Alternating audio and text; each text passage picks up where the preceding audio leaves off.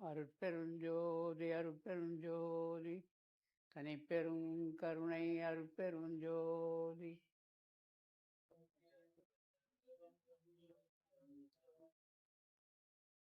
அன்பு ஆண்மனை கொண்ட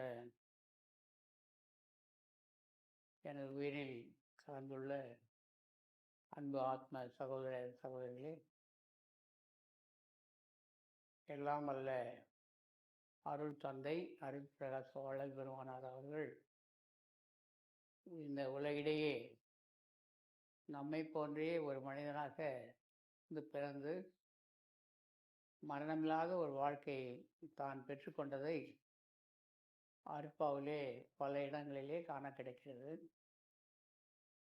வள்ளல் பெருமான் ஒளி தேகம் பெற்றார் என்று அவருடைய திருக்கரங்களாலே எழுதப்பட்ட அருட்பாவிலேயே பல இடங்களிலே எழுதப்பட்ட மிகப்பெரிய உண்மையிலும் உண்மை. அந்த ஒளி தேகம் அவர் பெறுகின்ற பொழுது எவ்வாறு பெற்றேன், நீவரும் எவ்வாறு பெற முடியும் என்பதை பல இடங்களிலே பல வகையாக எழுதி அருளியிருக்கிறார்கள். அந்த ஒளி என்பது நாம் உடல் எடுத்து வருவதே, இன்றைய தினம் ஒரு பதிவு பார்த்திருப்பீர்கள், நேற்றைய தினம் என்று கருதுகிறேன். ஒரு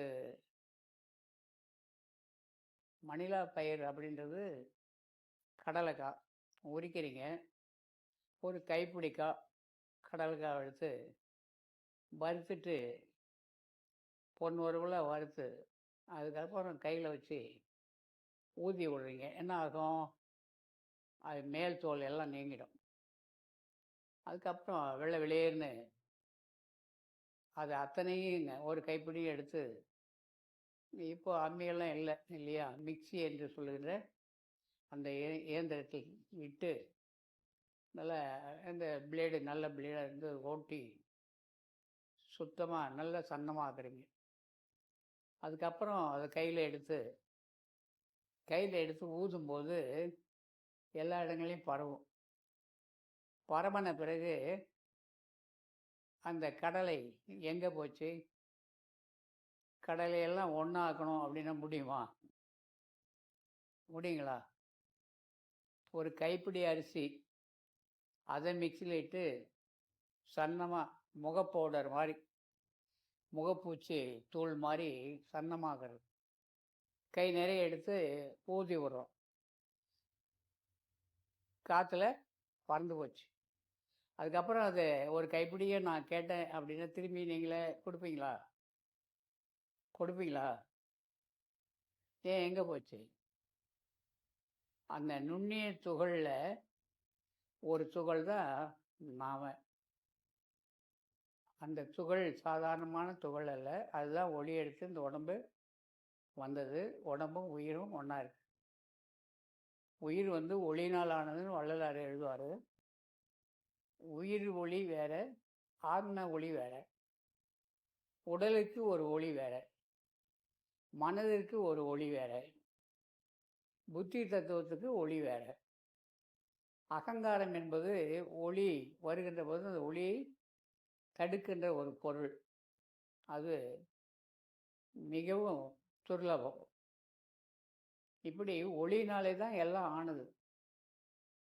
சென்ற நூற்றாண்டிலே நம்முடைய ஐன்ஸ்டீன் என்ற விஞ்ஞானி, மிகப்பெரிய சயின்டிஸ்ட் விஞ்ஞானி, ஆய்வு செய்து எல்லா பொருள்களையும் ஒளி துகள்களால் ஆனது, துகள்களை நீக்கினால் பொருளற்ற தன்மை வரும், ஆக ஒளி தான் இந்த உலகம் அப்படின்னு சொல்லி நிரூபணம் செய்தவர் ஐன்ஸ்டீன் என்ற விஞ்ஞானி. இதை நம் நாட்டு பெரியவர்களாக சொன்ன ஒரு விஷயந்தான். அதை விஞ்ஞானமாக நிரூபணம் பண்ணுறாங்க. இவங்க மெய்ஞானிகள் தான் அனுபவித்தது மட்டும் சொன்னார்கள். அப்போ ஒளி தான் நம்முடைய உடல். இந்த ஒளியை பல்வேறு வகையிலே நம்ம முன்னோர்கள் காண்பித்தார்கள். ஆலய வழிபாட்டுக்கு சென்றோமேயானால் ஆலயங்களிலே உற்சவமூர்த்தி என்று ஒன்று வைத்திருப்பார்கள். கருவறையிலே தெய்வம் இருக்கும். வெளியில் உற்சவமூர்த்தின்னு ஒன்று வச்சுருப்பாங்க பஞ்ச உலோகங்களால். ஏன் பஞ்ச உலோகங்களால் அது செய்யப்பட்டது? நம்ம உடல் பஞ்ச பூதங்களால் ஆனது. அதனால் அதை பஞ்சபூதங்களால் ஆன உடம்பை பஞ்ச உலோகங்களால் செய்கிறார். இந்த பஞ்சபூதம் பஞ்ச உலோகம் செய்து அந்த பிரம்மம் நம்முடைய பிரதிமை நம்மை போன்றே ஒன்று பண்ணி செய்து அதை உற்சவமூர்த்தி. சவமாவதுன்னா என்ன தெரியும் உங்களுக்கு? உற்சவம். சவமாகாமல் இருக்கிற உற்பத்தி ஸ்தானத்தை காண்கின்ற ஒரு நிலை. அப்போ வீதி விழாலாம் உண்டு. இந்த உடல் தத்துவத்தில் இருக்க ஆன்மா உடல் முழுவதும் வியாபகமாக இருந்தால் கூட அது காலையிலேருந்து இரவு வரைக்கும் ஒவ்வொரு பகுதியிலே தன்னுடைய ஆளுமையை செய்து கொண்டே இருக்கிறது. ஒவ்வொரு வீதியாக சுற்றி வருகிறதுன்னு சொல்லலாமே.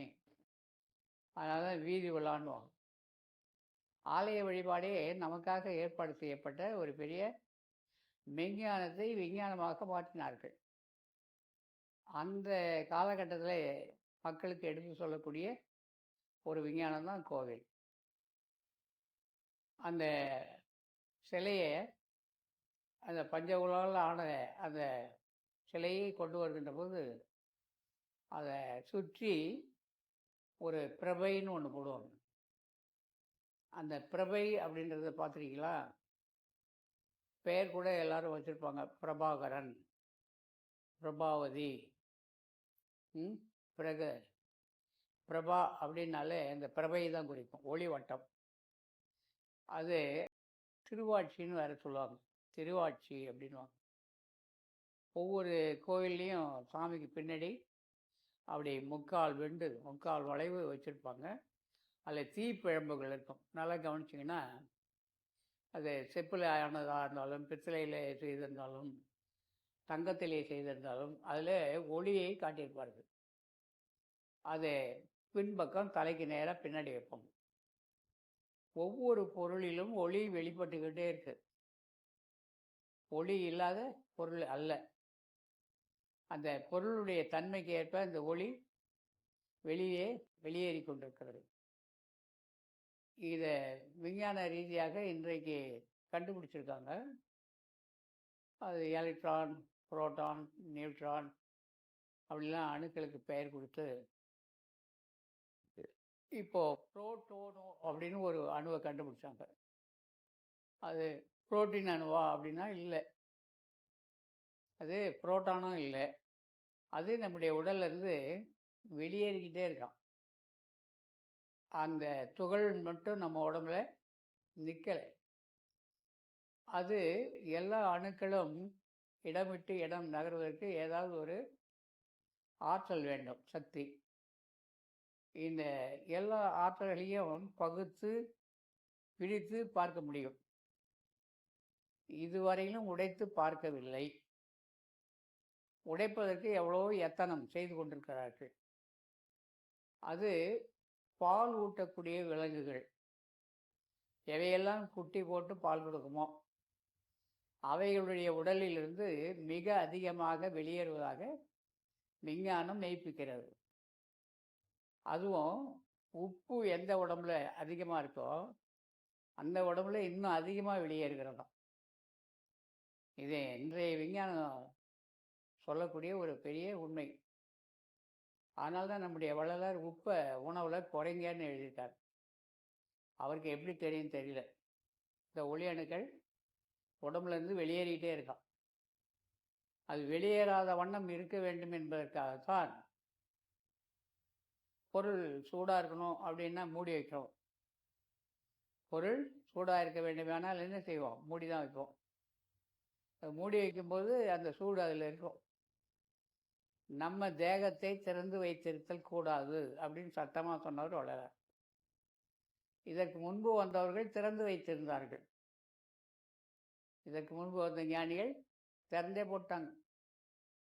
ஏன்னா ஒன்றும் இல்லை உலகத்தில், எனக்கும் ஒன்றும் இல்லை அப்படின்னாங்க. கொண்டு வந்ததும் ஒன்றும் இல்லை, கொண்டு போகிறதும் ஒன்றும் இல்லை, இந்த உடம்பே போயிடும் அப்படின்னாங்க. ஆனால் இந்த உடல் அழிவற்ற தன்மையை பெற வேண்டும் என்று சொல்லி இந்த தேகம் அழியாத நிலையை அடைவதுதான் முக்தி அல்லது சித்தி மோட்சம் எப்படின்லாம் வள்ளலாருடைய கோட்பாடு.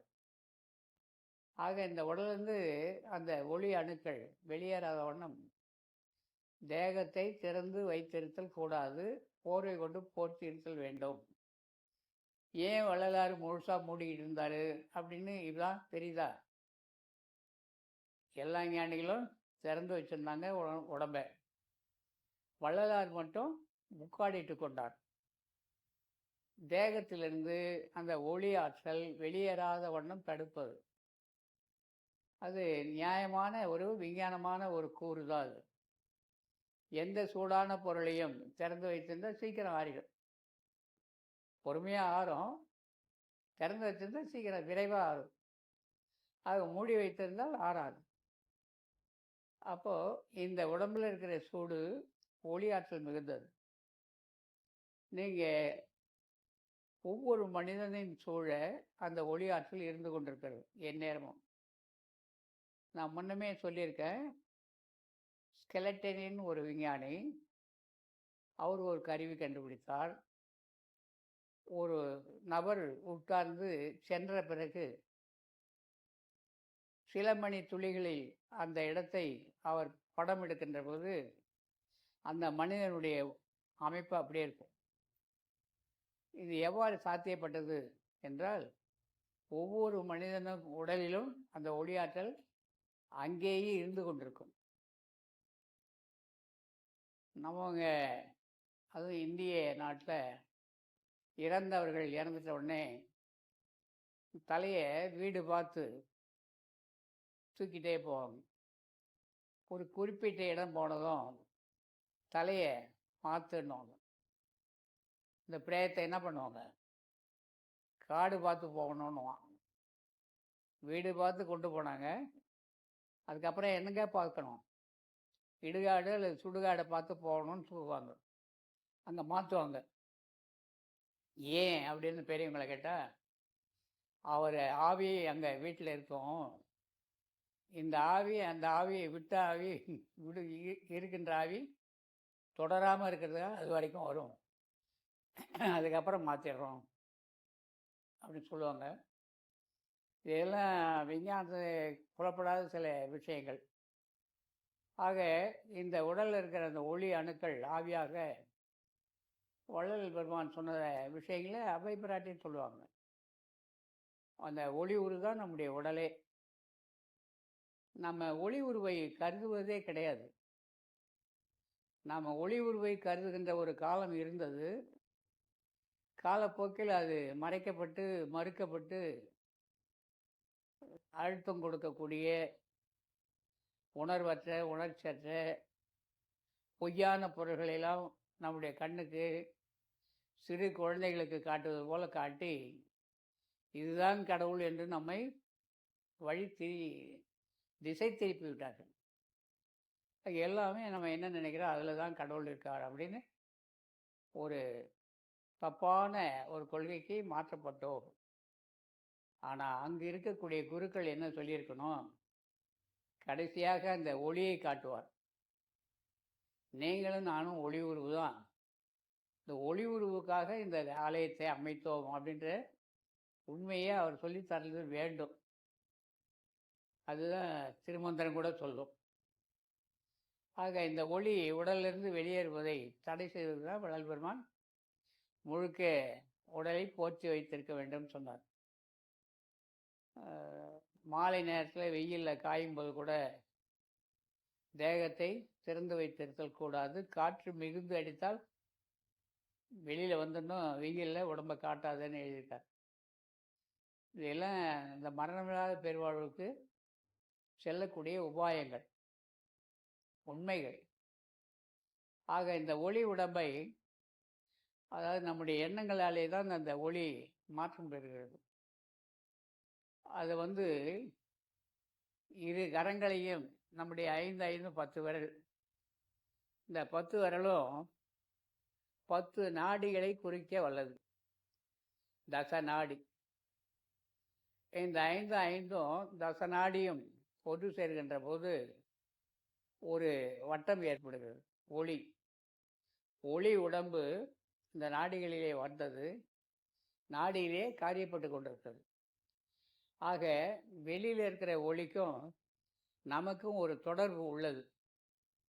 நம்ம இல்லைன்னு மறுக்க முடியாது. நீங்களும் நானும் சுவாசிக்கும் காற்றே ஒளி உள்ளது தான். ஒளி இல்லைன்னா இந்த உடம்புக்கு அது தேவைப்படாது. இழுக்கும் சுவாசத்தில் ஒளி இருக்குது. அந்த ஒளி பூரா உள்ள அழிக்கப்படுது, எரிக்கப்படுது. எரிஞ்ச பிறகு வெளியிடும் சுவாசத்தில் என்ன இருக்குன்னு சொன்னாங்க? கரி அமில வாயு.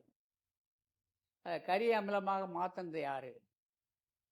உள் உடம்புலேயே 2 விதமான அணுக்கள் நம்ம உடம்புல இருக்குது. எந்த உணவு கொடுக்கின்றோமோ அந்த உணவுக்கு ஏற்ப உள்ளே இருக்கின்ற அந்த உயிர் அணுக்கள் எல்லாம் மாற்றம் பெறுவதை சொல்லியிருக்கின்றார்கள். வீட்டுக்குள்ளே ஒரு எலி இறந்து போச்சு. அந்த எலியை கொண்டு வந்து வெளியில் போடுறாங்க. அது யாரும் புதைக்கலை, அப்படியே தெருவோரம் போட்டாச்சு, மதுரோரம். 2 நாள் கழித்து ஒரே கெட்ட வாசனை, துர்வாசனை, துர்நாற்றம். போய் பார்த்தோம் சொன்னால் அந்த எலி எப்படி இருக்கும்? மேலெல்லாம் புழு வந்திருக்கும், எலும்பும் தசையுமா இருக்கும். வாசனை, கெட்ட வாசனை மூக்கை தொலைக்கும். அதன் பிறகு அப்படியே விட்டுடுவோம். ஒரு 10-15 நாள் கழித்து போய் பார்த்தோன்னா இந்த எலியே இருக்காது அந்த இடத்துல. எல்லாம் மண்ணோடு மண்ணாக மாறி இருக்கும். அதே இடத்துல ஒரு நல்ல பழுத்த அருமையான ஒரு ஆப்பிள் பழத்தை கொண்டு போய் அந்த மதிலோரம் ஒரு போட்டுட்டு வாங்க. ஏதோ ஒரு பழம், ஏதோ ஒரு காய் அங்கே வச்சுட்டு வருவோம். 10 நாள் கழித்து போய் பார்ப்போம், அது வீணாக போயிருக்கும். அதில் என்ன வாசனை வரும் அப்படின்னு பார்த்தா ஒரு வாசனையும் இல்லை. அது மாதிரி எப்படி அதில் ஒரு வாசனையும் இல்லை? வீணாக போகும்போது கூட ஒரு வாசனை வரும், அது நல்ல வாசனையாக தான் வரும். சமையல் கட்டிலேயே வீட்டில் சமைக்கிற உணவுகள்லேயே ஒவ்வொரு உணவும் பள்ளிக்கு கொடுத்துருப்பாங்க பிள்ளைக்கு. மறுநாள் மத்தியானம் அந்த டப்பாவை திறப்பாங்க. சனிக்கிழமை கொண்டு வந்துடுவார், ஞாயிற்றுக்கிழமை அப்படியே கிடக்கும், சனிக்கிழமையும் பார்க்க மாட்டாங்க. திங்கக்கிழமை அந்த டப்பாவை தேடுவாங்க இல்லையா? அது திறக்கும்போது ஒரு வாசனை வரும். இந்த வாசனை எப்படி வருது? இயற்கையிலேயே பிரகிருதி தத்துவம்னு சொல்லுவாங்க. பிரகிருதி தத்துவம்.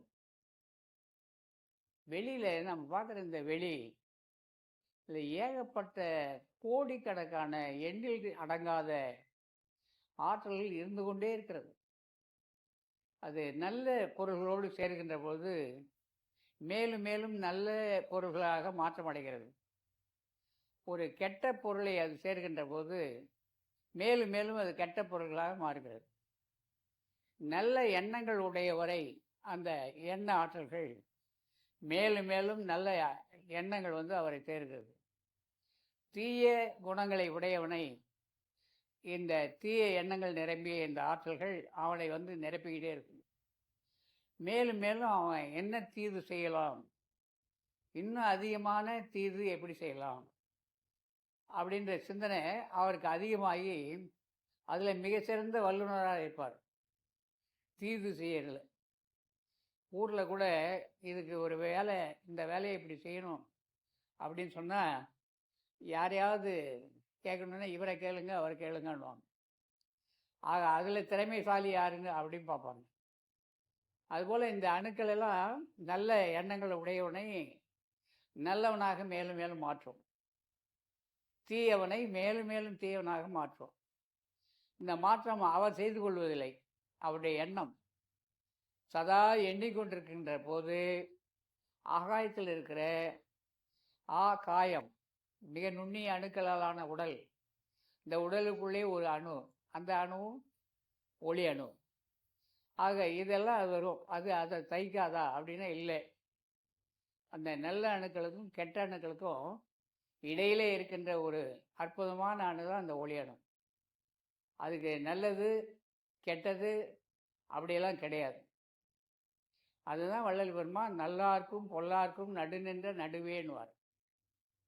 அந்த ஒளிக்கு பேதம் கிடையாது. பேதம் எப்போது வருகிறது? நாம் எண்ணுகின்ற போது தான் வரும். ஆக இந்த ஒளி உங்களுடைய மன ஓட்டத்துக்கு தகுந்த மாதிரி, என்ன ஆற்றலுக்கு தகுந்த மாதிரி உடலை சுற்றியும் உள்ளத்து உள்ளேயும் அந்த ஒளி பரவி கொண்டிருக்கும்.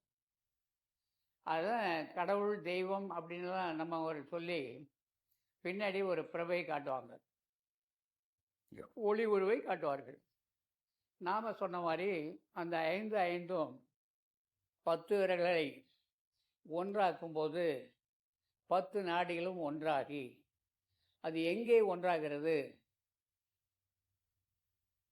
2 புறங்களுக்கு மத்தியில். தச நாடியும் ஒடுங்கும் இடம் இங்கே தான். ஆக இந்த தத்துவத்தை சொன்னாங்க.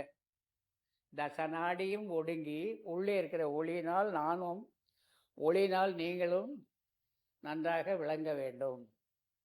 சுகமா? சுகம். வணக்கம், வணக்கம். ஆத்ம நமஸ்காரம், ஆத்ம நமஸ்காரம். ஆக உள்ள இருக்கிற ஒளிக்கு, எதிரிட்ட ஒளிக்கு நமக்கு நாமே அந்த ஒளியை நினைவூட்டி கொள்ளக்கூடிய ஒரு சந்தர்ப்பம், ஒரு வாய்ப்பு. உள்ள எதிர இருக்கிறவரை ஒளியாக கருத வேண்டும், எனக்குள் இருக்கும் ஒளியாக நான் எண்ண வேண்டும். அதுதான் வணக்கம். தசநாடி தசவாயு ஒன்றாக சேர்கின்ற போது தான் இந்த கைகூப்பி வணங்குதல். இது வேறு எந்த நாட்டிலையும் இல்லை. கை குலுக்குவாங்க இல்லையா? 2 கரம் கூப்பி வணங்குகின்ற ஒரு விஷயம் நம்ம நாட்டில் மட்டும்தான் உண்டு. இது அந்த தத்துவார்த்தமான பெரிய உண்மை. இது அத்தனையும் ஒன்றாக சேர்ந்து புருவ மத்தியிலே அந்த ஒளியாக செயல்படுகின்ற பொழுது உங்களுக்கு உள்ளே இருக்கிற ஒளி நீங்கள் எண்ணும் எண்ணங்களுக்கு ஏற்ப மாற்றமடைந்து கொண்டே இருக்கும்.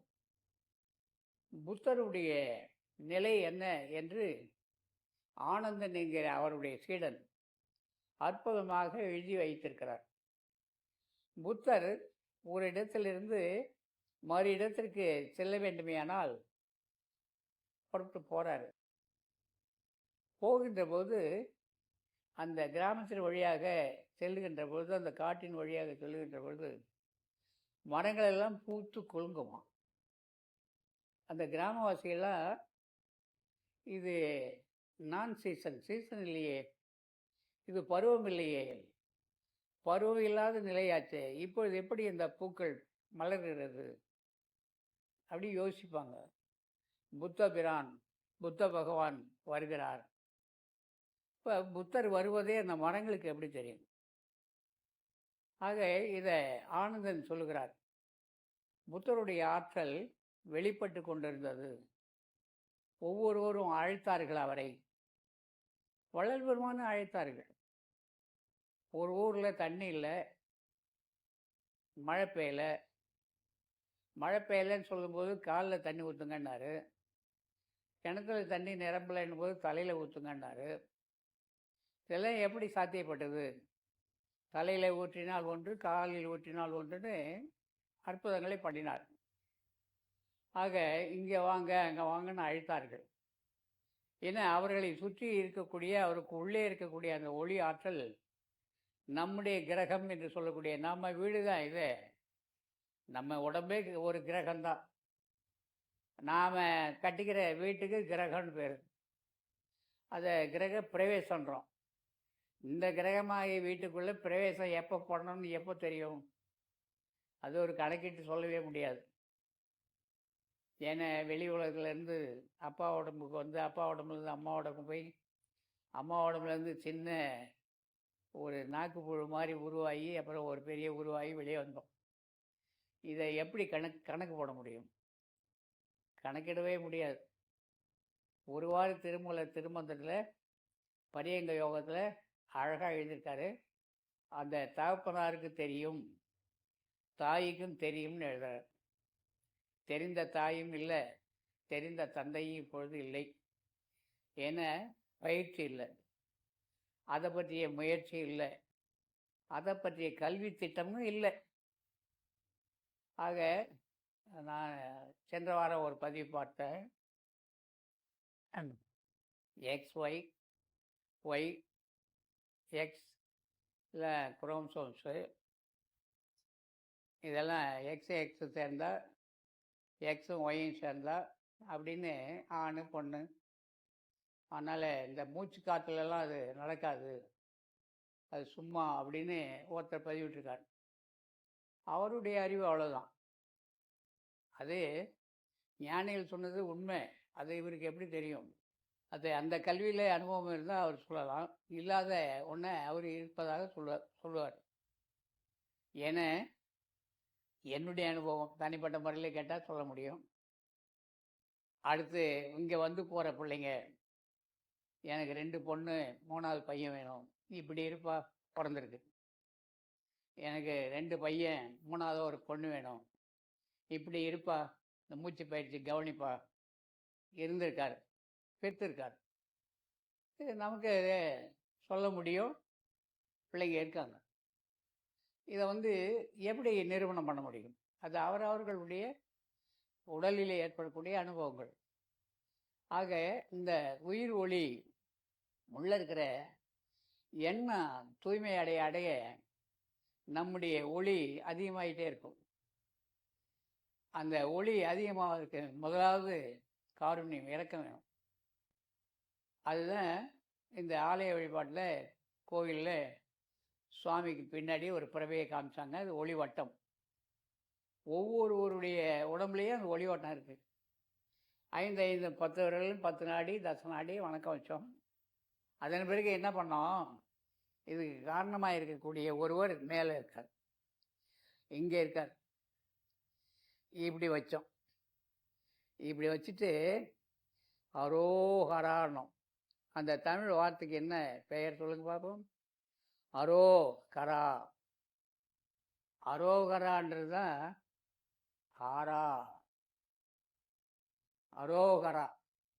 முருகனுக்கு அரோகரா, கந்தனுக்கு அரோகரா. 6 பட்டையாய் உரிச்சு உள்ள இருக்கிற அவருக்கு அரோகரா. 6 பட்டையாய் உரிச்சு உள்ள சண்முகத்துக்கு அரோகரா. அதுதான் ஆரா. உங்களுடைய எண்ணம் தூய்மையாக ஆக உடலிலே மாற்றங்கள் ஏற்படும். பார்வையில், சொல்லில், செயலில் எல்லாமே. அந்த ஒளி ஆற்றல் படம் எடுக்கிறாங்க இன்றைக்கி வெளிநாட்டிலலாம். ஒவ்வொருடைய உடலை சுற்றியும் அந்த ஆறா இருக்குது, நல்ல ஆறா கெட்ட ஆறா அப்படின்னு. ஒருவர் போன பிறகு அந்த ஆறாவை எடுக்க முடியுமான்னு எடுத்திருக்காங்க. இதுபோல தான் ஒவ்வொருவருடைய உள்ளங்களிலிருந்து வருவதனால இந்த மெய்ஞானிகளை இல்லத்திற்கு அழைத்தார்கள். நான் உங்களெல்லாம் சொல்ல வேண்டிய அவசியம் இல்லை. இப்போல்லாம் ஒரு ஞானியை நீங்கள் கூப்பிடுறீங்க, வீட்டுக்கு அழைக்கிறீங்க அப்படின்னா பணம் கட்டணும். பணம் கட்டினா அவர் வீட்டுக்கு வருவார். நாமெல்லாம் பணத்தையும் இழக்க வேணாம், அவரையும் நம்ம வீட்டுக்கு அழைக்க வேணாம். அப்படிப்பட்டவரெல்லாம் பணம் கேட்பதும் கிடையாது, பணம் கட்ட வேண்டிய அவசியமும் கிடையாது. அப்படிப்பட்டவர்களுக்கு குப்பை மேடும் ஒன்று தான், கோபுரமும் ஒன்று தான். அந்த நிலையில் உள்ளவன் நம்ம வீட்டுக்குள்ளே வந்தான்னா நம்முடைய நிலை மாறும். கோபுரம் ஒரு மாதிரி, குப்பை மேடு ஒரு மாதிரி நினைக்கிற எண்ணம் உடைய ஒருவர் எப்படி அவர் சாமியும் ஆக முடியும்? சுவாமின்னு சொன்னால் பேதமற்ற ஒரு நிலையில் இருப்பவன் தான் சுவாமி. வள்ளலார், திருமூலர், பட்டினத்தார், பத்திரகிரி, எவ்வளோ ஞானிகள். அவருடைய வாழ்க்கை வரலாறு பாருங்கள். வேமண்ணா, வீரபிரம்மகார், பாபா. பாபான்னா ஷீரடி பாபா.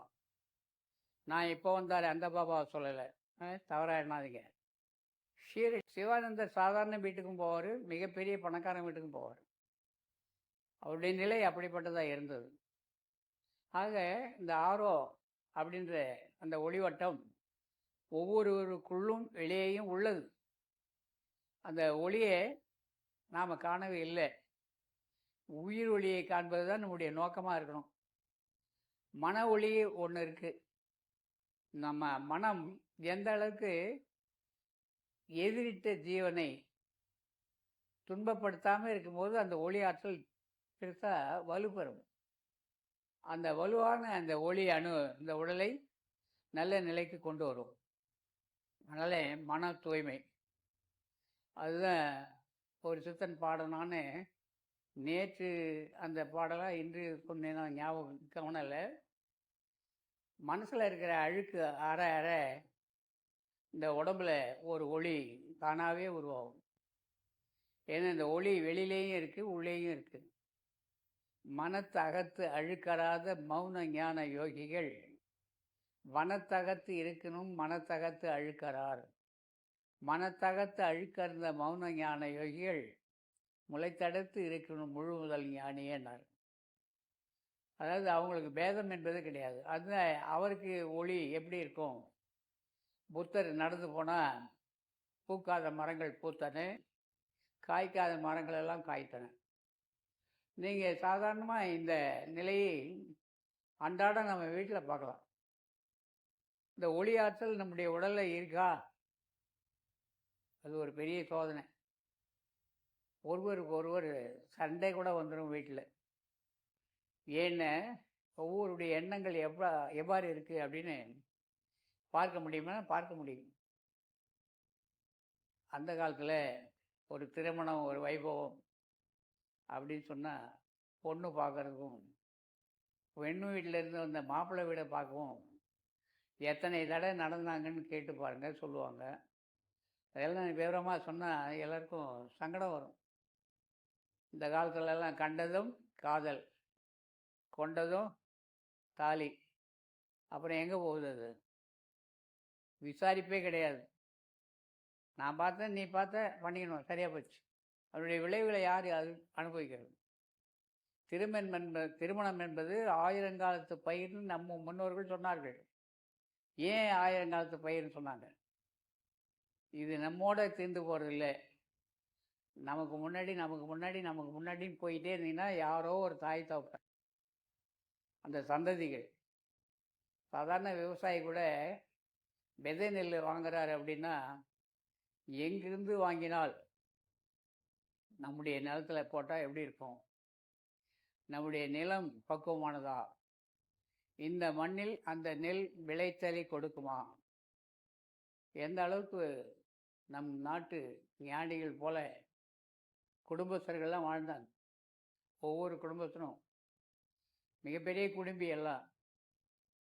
உதாரணத்துக்கு நம்ம நேரத்தில் இந்த முறை திருவாரூரா தஞ்சாவூர் ஒருத்தர் நெல் கொடுத்துட்டாரு, வாங்கிட்டோம். வாங்கி விதை விட்டால் சரியாக வரல. அந்த ஆள் தொலைபேசியில் கேட்டால் அப்பட்டமான பொய் சொல்கிறார். எப்படின்னா, அரைத்து உணவாக மாற்றக்கூடிய நெல்லை வச்சுருந்தவர் விதை நெல்னு கொடுத்தார். அது எப்படி வரும்? இப்படி சாதாரண ஒரு விஷயம். நெல் அது ஒன்றும் இல்லை, ஒரு பாகம் எவ்வளோ, 90 நாள் அல்லது 150 நாள். ஒரு நெல் விதை நாற்று விட்டு நட்டு அறுவடை பண்ணி சாப்பிடக்கூடிய ஒரு அரிசி, அதுக்கே இவ்வளவு விசாரணை அப்படின்னா, ஒரு திருமணம் என்பது சாதாரணம் ஆகிப்போச்சு இந்த உலகத்தில் இன்றைக்கி. அதனால்தான் ஏகப்பட்ட குடும்ப பிரச்சனைகளுக்கு காரணமே. அந்த வித்து எப்படிப்பட்டது, எதை மாதிரியான குடும்பம், எப்படிப்பட்டவர்கள், அவர்களுடைய வழியில் வந்தவர்களா, அதெல்லாம் நம்ம ஆய்வு பண்ணுவதே இல்லை. இதை ஆய்வு பண்ணியே ஆகணும். அப்போ தான் ஒரு நல்ல மனநிலையை நாம் நிம்மதியாக இருக்க முடியும். நாம் நம்முடைய நிம்மதியை இழப்பதற்கு பார்க்காமலே பண்ணக்கூடிய ஒரு காரியங்கள் தான். எப்படி ஒரு செடி வாங்கினா, ஒரு விதை வாங்கினா பார்த்து வாங்குவது போல் திருமணம் என்பது பார்த்து தான் செய்யணும். அதனால் இந்த ஒளிவட்டத்துக்கு போகும். இந்த ஒளிவட்டம் என்பது அது ஒரு தனி பகுதி. அது பேசினா எங்கேயோ போகும். கணவனை எப்படி தேர்ந்தெடுக்கலாம், அந்த பொண்ணு மனைவியாக வரக்கூடிய அந்த பொண்ணை எப்படி தேர்ந்தெடுக்கலாம், அந்த பொண்ணுடைய அங்க இயல்கள் எப்படி இருக்கணும், இந்த கணவனாக வரக்கூடிய அந்த தம்பியினுடைய அங்க இயல் எப்படி இருக்கணும், இதெல்லாம் முன்னோர்கள் எழுதிட்டாங்க. அதெல்லாம் வெளிப்படுத்தவே இல்லை, வெளி வரல. அங்கையியல் சாத்திரம்னு ஒன்று இருக்குது. மூக்கு இருந்தால் இப்படி இருப்பான், காது இப்படி இருந்தால் இப்படி இருப்பார், கண் இருந்தால் இப்படி இருப்பார், உதடுகள் இப்படி இருந்தால் இப்படி இருப்பார். இதெல்லாம் மெய்ப்பிக்கப்பட்ட உண்மைகள். இல்லைன்னா ஒரு அரசன் வேட்டைக்கு போகிறான், வேட்டைக்கு போகிற இடத்துல தண்ணி தாகம் தாங்கலை, என்ன பண்ணுது, அப்படி இப்படி சுற்றி தேடுறாரு. மந்திரி கூடவே இருப்பார் இல்லையா, ஐயா அந்த புதருக்குள்ளால ஒரு குளம் தெரிஞ்சது, பாழடைந்த குளம், நீர்நிலை, தண்ணி நல்லா தெளிவாக இருக்குது. தாகம் தண்ணீரை விசாரிக்காது. எப்படி? தாகம் தண்ணீரை விசாரிக்காது. தாகம் வந்தால் என்ன செய்யலாம், தண்ணின்னு இருந்தால் குடிச்சிடுவார். பசி ருசி அறியாது, வேட்கை வெட்கம் அறியாது. இதெல்லாம் நம்ம முன்னோர்கள் சொன்ன விஷயங்கள். தாகம் வறட்சி போயிட்டு 2 கையிலையும் சேர்ந்து முகந்து குடிக்கிறார். குடிக்கும்போது கையில் ஒரு ரோமம். மந்திரினார், உடனே வந்துட்டார், இது புடினார். பிடித்தா இங்கேருந்து ஒரு 6-7 அடிக்கு போகுது. இவ்வளோ பெரிய நீளமான முடி இங்கே யார் வந்து குளித்திருப்பாங்க? இந்த தடாகத்தில் யார் வந்து நீராடி இருப்பார்கள்? இதை கண்டுபிடிக்கிறது தான் மந்திரிக்கு வேலை. உடனே மந்திரி ஊரில் போய் அந்த இயல் சாஸ்திர இயல் படித்த அவர்கிட்ட காமிச்சு, இது யாராக இருக்கணும்னு நீங்கள் ஆய்வு பண்ணுங்க. அவர் நிறைய நகம் இப்படி இருந்தால் இப்படி இருப்பாங்க, ஒரு நகத்தை கொடுத்துட்டா ஆள் எப்படி இருப்பான்னு வரையிற ஆள் இருந்தது நம்மகிட்ட இல்லை. எல்லாத்தையும் எப்போ வந்து நம்ம நாட்டின் மீது படையெடுப்புகள் நடந்ததோ அப்பொழுதே நம்முடைய இயல்பையெல்லாம் நம்ம மறந்துட்டோம். இங்கேருந்து ஓடி பிழைக்கிற ஆரம்பிச்சிட்டோம். இங்கேருந்து மலேசியாவுக்கு ஓடணும், இங்கேருந்து சிங்கப்பூருக்கு ஓடணும், இங்கேருந்து ஆப்பிரிக்காவுக்கு ஓடணும். உலகம் பூரா ஓடிட்ட ஒரு சமுதாயம் தான் நம்முடைய பாரம்பரியம். உலகெங்கும் நாம் இருக்கமே. நம்முடைய விஞ்ஞானம் சாதாரணமானதா? உடனே அவர் ஆய்வு செய்து சொல்லுகிறார், இந்த பொண்ணு நல்ல சந்தன கலரில் இருப்பாங்க. எப்படி சொல்கிறார்? மூக்கு மொழியுமா இருப்பாங்க. இவர் ஒரு கந்தர்வ ஸ்ரீ. அந்த ஸ்ரீயை நீங்கள் மனம் புரிய முடியாது அப்படின்னு நீளம் அகலம் உயரம் எல்லாத்தையும் அளந்து சொல்கிறோம். இந்த கதை அப்படியே போட்டோம். எதுக்கு சொல்ல வரேன்னா, ஒரே ஒரு தலையினுடைய முடியை வைத்து சொன்னார்கள். இன்றைக்கி விஞ்ஞானம் வந்து போச்சா, இறந்துபட்டு போனவருடைய ஒரு எலும்பு இருந்தால் அந்த எலும்பு துகளை வைத்துக்கிட்டு டிஎன்ஏ ஆர்என்ஏன்னு பகுத்து ஆய்வு செய்து இறந்தவர் ஆண் என்றும் பெண் என்றும் எத்தனை வயதில் இறந்திருப்பார்கள் என்றும் அவங்க விஷம் குடித்து இறந்தாங்களா இயற்கை மரணமா என்றும் இன்றைக்கு கண்டுபிடிக்கக்கூடிய அளவுக்கு விஞ்ஞானம் வந்து போச்சு. அன்றைக்கு மெய்ஞானம் இதை செய்து கொண்டிருந்தது. அதெல்லாம் மறைச்சாச்சு, நூல்களெல்லாம் அழிக்கப்பட்டது. இலங்கையில் மிகப்பெரிய நூலகம், தமிழ் அகராதிகள்லாம் இருந்தது, தமிழ் மூலங்களெல்லாம் இருந்தது. எல்லாவற்றையும் அழிச்சிட்டாங்க. இன்றைக்கி நீங்கள் போனீங்கன்னா ஜெர்மனில் இருக்குது, மிக பழைய நூல்கள்லாம் அங்கே இருக்கான். அந்த அளவுக்கு இந்த இந்த ஒளிவட்டத்தை பற்றி ஆய்வு செய்தவர்கள் நிறைய.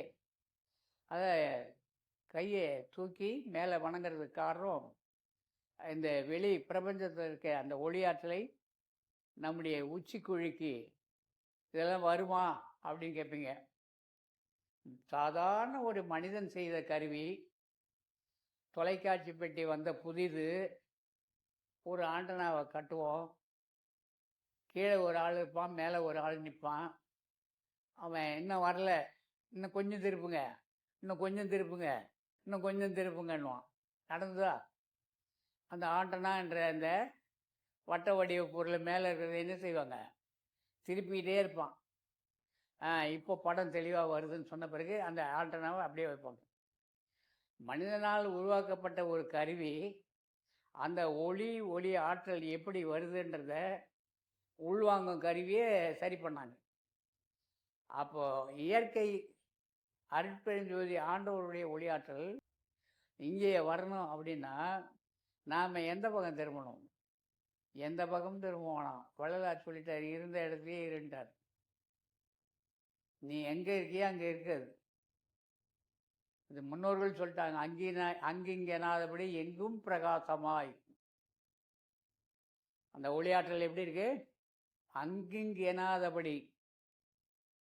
அங்கிங்கெனாதபடி எங்கும் பிரகாசமாய் நிறைந்தது எது? ஒரு சித்தன் கேட்குறான், எது? நமக்குள்ளே இருக்கிறதான். அந்த நாம் எதை எண்ணுகிறோமோ அதுவாக மாறுகிறோம். நீங்கள் நல்ல சிந்தனை பண்ணுங்க. ஒரு பெரிய கடாமீசர், அவருடைய உடம்பு, அவருடைய உருவம், அவருடைய கண்கள் பார்த்தாலே தெரியும். ஒரு பய உணர்வு உங்களுக்கு வருமா வராதா? அவர் வணங்கக்கூடிய, அவர் எண்ணத்தில் எந்நேரமும் சிந்திக்கக்கூடிய ஒரு தெய்வம் அவராக மாறிடுறார் இல்லையா? அப்போ அவரை சிந்தனை செய்யும்போது அதுதான் வரும். தெய்வங்கள் பல பல சிந்தை செய்வாரும். யார்? வள்ளலார் எழுதுகிறார். தெய்வங்கள் பல பல சிந்தை செய்வாரும், ஒரு கதியும் அடைய முடியாது. சேர் கதி பல செப்புகிறார்கள். எவ்வளோ கதியை சொல்கிறாங்க. ஒன்றுமே இல்லை, ஒளிநிலை தான். எல்லாவற்றையும் விட்டு விட்டு ஒளிநிலைக்கு வாங்க. ஆக நாம் இந்த ஒளி உள்ள உணவுகள் அப்படின்னு சொல்லுகின்ற போது உடலில் எண்ணங்கள் மட்டும் போதாது, கூடவே உணவும் சேரணும். ஒரு உயர்ந்த நிலைக்கு நம்முடைய மனதை கொண்டு வந்துட்டோம் அப்படின்னா அந்த மனம் செயல்பட எல்லாமே மாற்றம் அடையும், எல்லாமே மாற்றத்துக்கு உள்ளாகும். அதுதான் இயல்பு. வீட்டில் ஒருவர் காலையில் எழுந்ததும் ஒருத்தர் எரிச்சல் அடைகிறார். அவர் எரிச்சல் அடைந்ததும் அடுத்தவரை எரிச்சல் அடைய வைக்கிறார். 2 பேரும் சேர்ந்து அந்த குழந்தைகளை எரிச்சல் அடைய வைக்கிறாங்க. அப்படியே சேர்ந்து அங்கே கார்லேயோ பஸ்லேயோ ஏறினோம்னா அங்கே இருக்கிறவனையும் எரிச்சல் அடைய வைக்கிறோம். இந்த எரிச்சல் தொடர்ந்து போயிட்டே இருக்கும். அலுவலகம் போய் இறங்கிட்டார், அங்கேயும் எதிர இருக்கிறவர்கள் மேலே எரிச்சல் வரும். இது எங்கே துவங்குச்சு? இது அப்போ எங்கே துவங்குகிறது? ஒவ்வொரு உடலுக்குள்ளும் இருந்து வருகின்ற அந்த ஆற்றலை பார்த்து நாம் பண்ணணும். இந்த ஆற்றல்கள் உடையவர்கள் நம்முடைய முன்னோர்கள். நல்ல ஆற்றல்கள் உடையவர்களை நாம் பார்க்கின்ற போதும், அவர்களை பார்க்கின்ற போதும், அவர்களோடு பேசுகின்ற போதும், அவர்கள் கொடுக்க நாம் வாங்குகின்ற போதும் அந்த உள் உணர்வு மாற்றங்கள் பெறும். இதெல்லாம் இந்த ஒளியை வளர்க்கக்கூடியது. எரி ஓம்புதல் சொல்லுவாங்க. எரியை எங்கேருந்து ஓம்புறது? நம் உடலுக்குள் உள்ளுடம்புல எரியை ஓம்புதல் வேண்டும். ஓம்புதல்னா சீராக்குதல், பாராட்டுதல், அதை அணையா பார்த்தல். இதுதான். ஒவ்வொரு பொருளும் பாத்திரத்தில் மேலே அடுப்பு மேலே வச்சுட்டா அது நிறைய வச்சுட்டு வர்றதும் உண்டு, கம்மியாக வர்றது, மீடியத்தில் வைக்கிறதும் உண்டு. அந்த பாத்திர பொருளை பொறுத்து. அப்படி நம்ம உள்ளுடம்பில் என்ன எண்ணங்கள் ஏற்கிறதோ அவ்வாறு இந்த உள்ளுடம்பில் இருக்கிற அந்த ஆற்றல் வெளிப்படும். அதனால் வார்த்தையால், சொல்லால், செயலால் மிக மிக மிக அதுதான் சொல்லுவாங்க, ஜாக்கிரதைன்னு வள்ளலார் எழுதுவார். விழிப்பு நிலையில் இருங்கன்னு சொன்னவர் வள்ளலார். அதனால் விழித்திரு அப்படின்வார். ஏன் விழித்திரு? நீ எழுந்ததுலேருந்து ராத்திரி படுக்கிற வரைக்கும் விழிப்போடு இருந்தீங்கன்னா எதிரிட்ட ஜீவன்கிட்ட தேவையில்லாத வார்த்தை நீ பேசியிருக்க மாட்டேன். தேவையில்லாத ஒரு வார்த்தையை சொல்லியிருக்க மாட்டேன். ஏதோ ஒரு வேகத்தில் காலையில் எழுந்ததும் சொல்லியாச்சு, அவரும் போயாச்சு. திரும்ப வர வரைக்கும் அந்த மொபைல் எடுத்து அவர்கிட்ட நீ எத்தனை சாரி கேட்டாலும் அவர் எடுக்கவே இல்லை. திரும்ப இரவு வந்த உடனே நீங்கள் இன்னும் கொஞ்சம் அதிகமாக கோவப்படுறீங்க. இது யாரை கெடுக்கும்னா உங்களையும் அழிக்கும், அவரையும் அழிக்கும். ஏன் எல்லாருமே ஆக ஒரு மனிதன் உயர்ந்த குணங்களை உடையவனாக இருந்தால் அவனை யாரும் ஒன்றும் பண்ண முடியாது. அந்த ஆற்றல் அவன் கூடவே இருக்கும். இதை தான் வள்ளலார் அவருடைய கருத்தை உள்வாங்கி அவர் சொன்ன கருத்தை உங்களுக்கு சொல்ல நான் கடமைப்பட்டிருக்கிறேன். நான் அது வாழ்க்கையில் எனக்கு அனுபவமாக இருக்குது நான் சொல்ல முடியும். ஏன்னா அவனன்றி ஒரு அணுவும் அசையாது என்ற அந்த சொல்லில் எனக்கு நம்பிக்கை உண்டுன்னு சொல்வதே தவறு. அதுதான் வள்ளல் பெருமான் அப்படி அந்த ஒளி ஆற்றலை அருட்பெருஞ்சோதி என்று எண்ணி கருதி கருதி வணங்கி அந்நிலையிலே அவர் பெற்றார். எண்ணியது எண்ணியாங்கு எழுதினார், எண்ணியதை சின்னியதாக பெற்றார். ஏன்? அந்த ஒளிதான். கையுற வீசி நடப்பதை நானே கைகளை கட்டியே நடந்தேன்னார். அவன் யாராவது நடப்புமா? இப்போ அவர்கிட்ட போகிற பார்த்து நடந்துருக்கான். ஏன்னா அவர் பெரிய இவரா? ஏன் அவர்கிட்ட கை கட்டினா இன்னும் குறைஞ்சிருவேனே? இல்லை, உன்னை கை கட்டக்கூடாது. உனக்கு உள்ளே இருக்கிற ஒன்று இருக்கு பாரு, அந்த பணிவு என்பது உனக்கு வராது. உனக்கு வராத போது எதுவுமே உனக்கு வராது. அவனுக்கு எல்லாம் வருது, அவன்கிட்ட எல்லாம் இருக்கு. அவன்கிட்ட நீ சொல்லக்கூடிய பணம் இல்லை, 10 ஆள் இல்லை, அவன்கிட்ட பணிவு இருக்கு. பணிவு இருக்கு.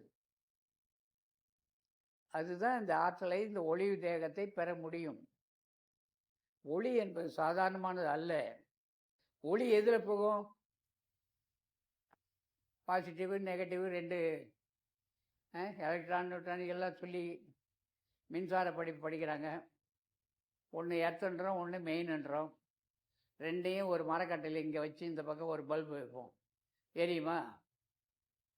ஏன்? அந்த மரக்கட்டை என்ன செய்யும்? கடத்தாதுன்னு படிச்சிருக்கிறோம். அந்த மின் ஆற்றலை கடத்தாது. அதே ஒரு அலுமினிய கம்பியில் கொடுப்போம், இரும்பு கம்பியில் வரும். அந்த மின் கடத்தல் தங்க கம்பியாக இருந்தால் அங்கே வச்ச நாளைக்கு இங்கே பட்டுன்னு எரியும். செம்பாக இருந்தால் கொஞ்சம் நேரம் எடுக்கும். இன்னும் பித்தளையாக இருந்தால் அதை விட கொஞ்சம் நேரம் எடுக்கும். அலுமினியம் இருந்தால் இன்னும் கொஞ்சம் நேரம் அதிகமாக எடுக்கும். இரும்பாக இருந்தால் மிக அதிக நேரம் எடுக்கும். இந்த மின் கம்பிகளை காப்பர் செம்பில் போட்டிருந்த காலம் ஒன்று. மின் கடத்தல் நல்லா இருந்தது. அங்கே 4440 வோல்ட் அனுப்புகிறாங்கன்னா இங்கே அளந்தால் அதே இருக்கும், கொஞ்சம் தான் இழப்பு இருக்கும். ஆனால் இப்போ நிறைய இழப்பு. காரணம் என்னென்னா அலுமினிய கம்பி. அப்போ நம்ம உடல்லேருந்து இழப்பு இருக்கான்னா இருக்குது. நம்ம உடலில் எதையெல்லாம் கொடுத்தா அந்த இழப்பு நேராது. அதனால தான் வள்ளலார் சூடுள்ளதாக சொல்லியிருக்காரு. எல்லாவற்றையும் சூடுள்ளதாக சொன்னார்.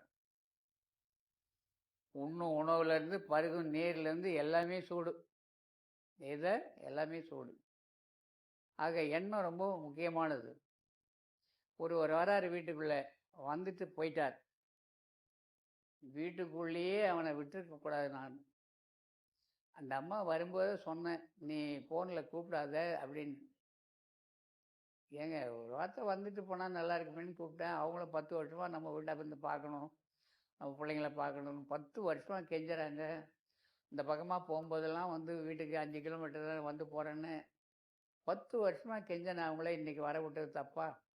ஆமாம், வந்ததனுடைய விளைவை அனுபவிக்கிறதில்லப்போ. ஏன்? அவங்க எதையாவது போட்டு போயிருப்பாங்க. நிறைய குடும்பத்தில் நடக்குதுல்ல, அவரவர்கள் குணத்தை வெளிப்படுத்திட்டு போவாங்க. அதான் வள்ளல் பெருமான் அழகாக எழுதுவார்.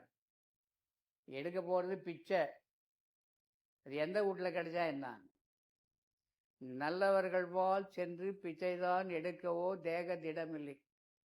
இன்னும் பெரிய ஆள் நம்ம ஆளுகளில் பெருமான் அவர்கள் எப்படி எழுதுறாரு? நல்லவர்கள் போல் சென்று பிச்சைதான் எடுக்கவோ தேகத்திடமில்லை. பிச்சை எடுக்கிறது கூட நல்லவங்கிட்ட எடு. நல்லவங்க கையால் வாங்கணும், நல்லவங்க கையால் கொடுக்கணும்.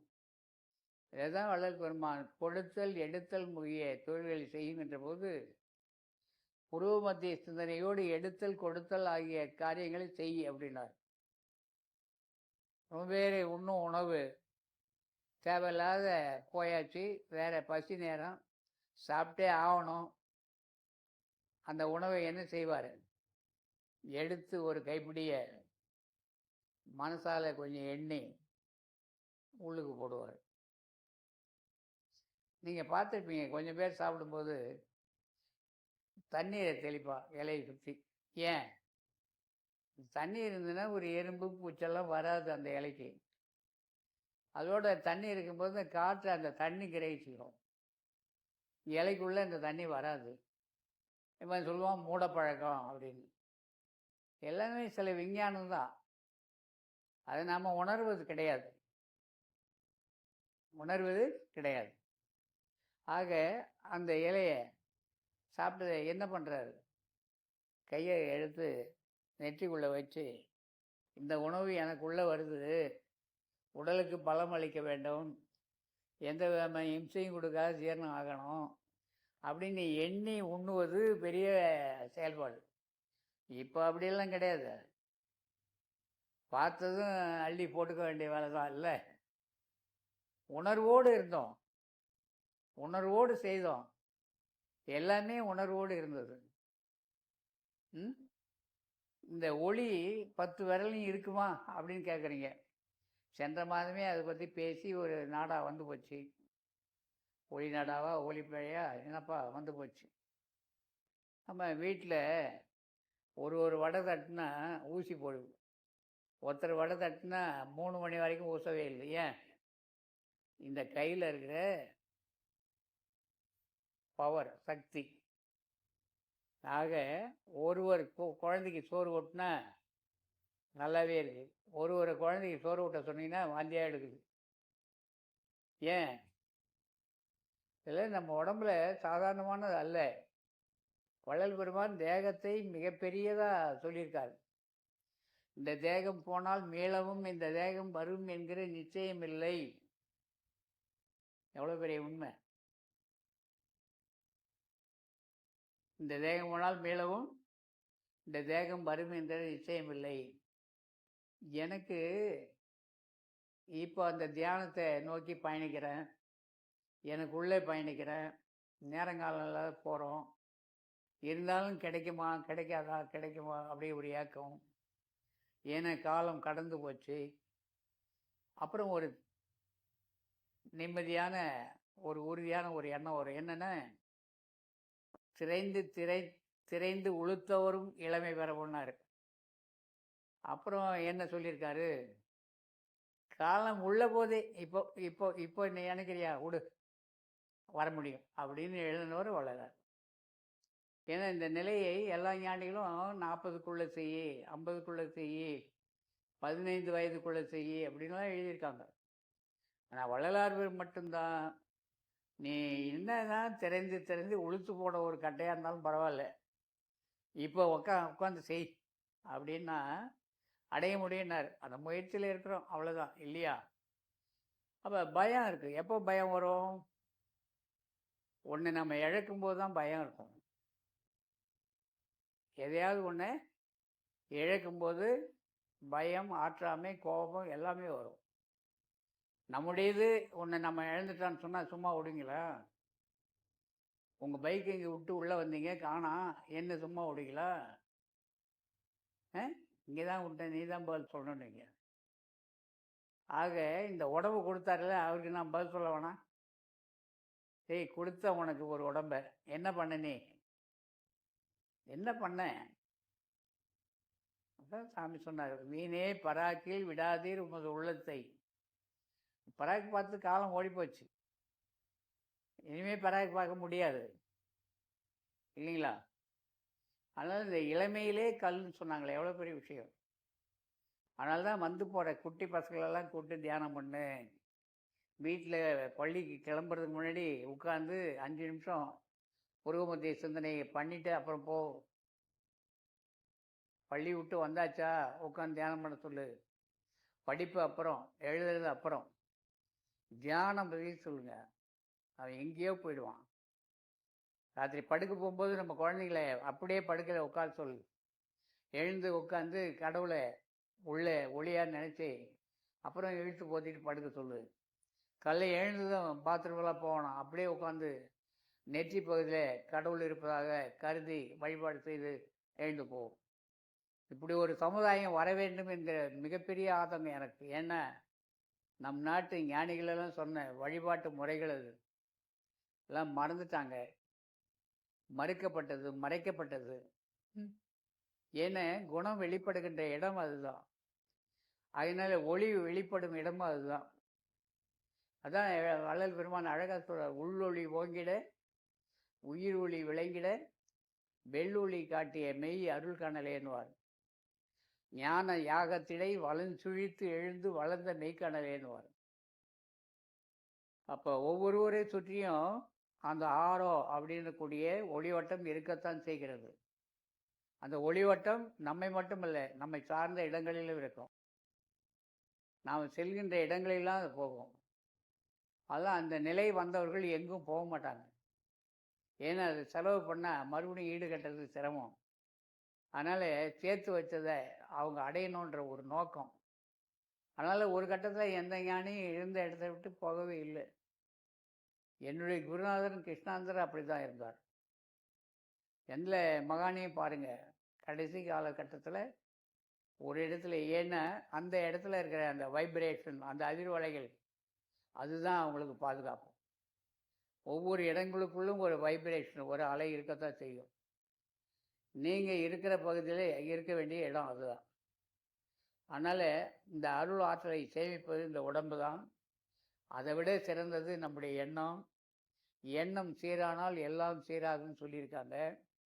எண்ணம் தான் வெள்ளத்தனைய மலர் நீந்தம், மலர் நீட்டம் மாந்தர்தம் உள்ளத்து அணையது உயர்வு. நம்ம உள்ளத்துக்குள்ளேயே உணர வேண்டும், உள்ளும் புறம்பையும் அறிய வேண்டும். இந்த கள்ளத்தனம் செய்கிற கண்ணு காது மூக்கு வாயெல்லாம் தூக்கி எட்ட வையினாரு ஒரு ஞானி. இதுதான் நம்ம கெடுக்கிறதே. ஆக இது கெடுப்பது எப்படி? இந்த கண்ணால், காதால், மூக்கால், வாயால் பிற உயிருக்கு எந்த இம்சையும் கொடுக்காமல் இருந்தாலே போகிறோம். கண்ணால் கொடுக்குறவங்க எவ்வளோ பேர், வார்த்தையால் கொடுப்பவர்கள் எத்தனை பேர், கையால் கொடுப்பவர்கள் எத்தனை பேர். நாம் மாற்றி தான் ஆகணும், வேறு வழி இல்லை. அருள் எங்கேயே இல்லை, நமக்குள்ளதான் இருக்குது அருள்.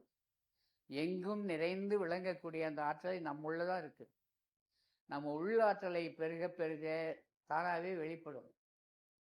ஞானிகளை யாரும் ஒன்றும் பண்ண முடியலையே. ஒரு முறை சுவாமி சிவானந்தர் அவர்கள் என்னை மன்னிப்பாராக, ஒரு பெரிய உண்மை. வடகரையில் ஆசிரமம் அமைத்த புதிது, சகோதரிகள் நிறைய இருக்காங்க. இந்த வெளியே வேலைக்காக எல்லா பிரம்மஸ்ரீகளும் போயிட்டாங்க. சாமி மட்டும் இருக்காரு. சில களவாணி பசங்கன்னு சொல்லுவாங்க, அது எப்படி எடுத்துக்கிறதுன்னு எனக்கு தெரியல. அவர்களெல்லாம் ஒரு 4-5 பேர் ஒரு குரூப்பாக வந்து ஆசிரமத்துக்குள்ளே ஏதோ ஒரு பிரச்சனையை உருவாக்குறாங்க. சாமி எவ்வளோ சொல்லி பார்க்குறாரு, கெஞ்சி பார்க்குறாரு, அவெல்லாம் அடங்குற மாதிரி தெரியல. உடனே அப்படியே போயிட்டு உட்காந்து ஜெபிக்கிறார். ஜெபிச்சு ஓங்கி ஒரு முறை தொடையை தட்டுறார். தொப்பு தொப்புன்னு விடறான். 1 2 3. 2வது தட்டு இன்னும் 2 பேரும் வந்தான். 3வது தட்டு வந்த அத்தனை பேரும் கீழே கிடக்கான். அவனை போய் அடிக்கலை, இவர் தன்னுடைய தொடையை தட்டினார். நான் விழுந்தான். இது நடந்தது. இது எவ்வாறு சாத்தியப்படும்? கடைசிக்கு நிலை. ஆக வள்ளல் பெருமான் ஒரு முறை வடலூர்லேருந்து குள்ளஞ்சாவடி வழியாக கூடலூருக்கு சென்று கொண்டிருக்கிறார். கூடலூர், WALORE போடும். கடலூர், கடலூர் கிடையாது, அது கூடலூர். கூடலூர் தான். 3 நதிகள் கூடுகின்ற அந்த ஊர் கூடலூர். முக்கூடல் சொல்கிறாங்க இல்லையா, அது மாதிரி 3 நதிகள் சேர்ந்ததுனால கூடலூர். இது கூடலூர் அப்பாசாமி செட்டியார் வீட்டுக்கு போயிட்டு இருக்கிறாரு வண்டியில். வண்டியே ஒரு கிராமத்தை தாண்டி போகும்போது வண்டியை வழிமறிக்கிறாங்க. வண்டிக்கு உள்ளே இருந்த பெருமான் பார்க்குறாரு, வண்டிக்காரனை அடிக்கிறாங்க. வள்ளல் பெருமான் சும்மா இருப்பாரா? கையை தூக்கி பிச்சுனாராம். என்ன பிச்சுனாராம். அப்படியே நின்ட்டானுங்க எல்லாம். வண்டிக்காரர் வண்டி எடுத்துகிட்டு வராரு. என்ன நடந்ததுன்னு அப்பாசாமி செட்டியார்கிட்ட வந்து சொல்கிறார். கையை அசையவே இல்லை அவனுங்க. என்ன ஆனாங்கன்னா அதுக்கப்புறம் அதை வரலாற்றில் தெரியல. சும்மா பிச்சுன்னு ஒரு வார்த்தையை கையை தூக்கி சொன்னது தான். அப்போ அந்த கைக்குள்ளேருந்து என்ன போயிருக்கோம்? இப்போ நம்ம சினிமா பார்க்குறோம், டிவி பார்க்குறோம், சுவாமி இப்படி கையை காட்டுது, கையை இப்படி காட்டுது, கொட்டுது, இப்படி காட்டுனா வருது, இதெல்லாம் நடந்ததை தான் எடுத்திருக்காங்க. நான் கிண்டல் அடிக்கலை. இப்படியெல்லாம் நம்ம மனிதர்கள் இருந்தாங்க. மனிதன்தான் தெய்வம், தெய்வமே மனிதன்தான். மனித ரூபம்தான் தெய்வ ரூபமே. தெய்வ ரூபத்தை காட்டி மனிதனை பாரு சொன்னது நம்முடைய சமுதாயம். இப்போது தெய்வத்தை நினைக்கிறோம், மனிதனை மறந்துட்டோம். அதனால் அன்புள்ளங்களே, ஒவ்வொருவரையும் சூழ இந்த ஆறா ஒளிவட்டம் இருக்குது அப்படின்னு சொல்லி, உங்களுக்கு அடுத்த வாரம் வேணால் வெளிநாட்டிலேருந்து ஒரு அம்மா வந்திருந்தாங்க. அவங்களுடைய திருவுருவ படத்தையும் காட்டுறேன். ஆறாவை பற்றி ஆராய்ச்சி பண்ணிகிட்ருக்குற அந்த அம்மா யாரோ சொல்ல கேட்டு இங்கே வந்துருந்து என்னையும் வரைஞ்சிட்டு ஒரு பெரிய விஷயத்தையும் எழுதி கொடுத்துட்டு போயிருக்காங்க. அது எந்த அளவுக்கு உண்மையோ பொய்யோ அது மேலே எனக்கு நம்பிக்கை இல்லை. ஏன்னா என்னுடைய நம்பிக்கை பூரா அருட்பெருஞ்சோதி ஆண்டவர் மேலே தான். இவங்க என்ன சொல்ல வர்றது, அவங்க என்ன சொல்லுவது? அதனால் அதை நம்ம பார்க்கலாம். அடுத்த வாரம் கொஞ்சம் முன்னாடியே வந்து கவனப்படுத்துங்க. 2 நம்மளுடைய ரெக்கார்டாக வச்சுருக்கிறோம், எடுத்து காண்பிக்கிறேன். அதனால் ஒவ்வொருவரையும் சூழ அந்த ஒளிவட்டம் இருக்கத்தான் செய்யும். நம்முடைய எண்ணங்களுக்கு ஏற்ப அந்த ஒளிவட்டம் மாறிக்கிட்டே இருக்கும். அதனால் ஒளி நம்முள்ள உள்ளது உண்மை. அதனால் ஒளியை உள்வாங்கி கருதி வணங்குவோம் என்று சொல்லி நன்றாக நிமிர்ந்து உட்கார்ந்து 2 புறங்களுக்கு மத்தியில் அண்ணாக்கின் பக்கம் மேலே உச்சிக்கு கீழே கோடி சூரிய பிரகாசமுடைய ஒளியணுவாக நான் இருக்கின்றேன் என்று கருதி வழிபாடு செய்து வந்தால் கருத்தின் கண் கடவுளுடைய பேரருள் வெளிப்பட்டு விளங்கும். அவ்வாறு விளங்க நாம் பெற வேண்டியதை பெற்றுக்கொள்ளலாம் என்று வள்ளல் பெருமான் எழுதியிருக்கின்ற சத்தியவாசகத்தில் நம்பிக்கை கொண்டு கடவுள் வழிபாடு செய்வோம். அருட்பெருஞ்சோதி அருட்பெருஞ்சோதி அருட்பெருஞ்சோதி அருட்பெருஞ்சோதி.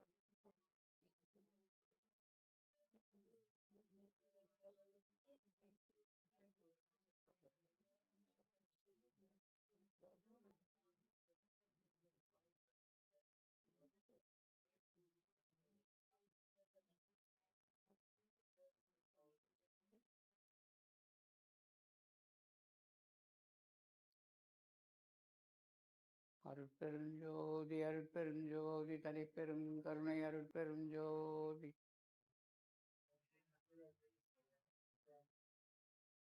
எல்லா உயிர்களும் இன்புற்று வாழ்க. உலகமெல்லாம் ஒளிநெறி பெற்றிட எங்கே கவனம் அங்கேயே இருக்கு. நல்ல மழை பொழிக, நாடு வளம் பெறுக, அருட்பெருஞ்சோதி அருட்பெருஞ்சோதி தனிப்பெரும் கருணை அருட்பெருஞ்சோதி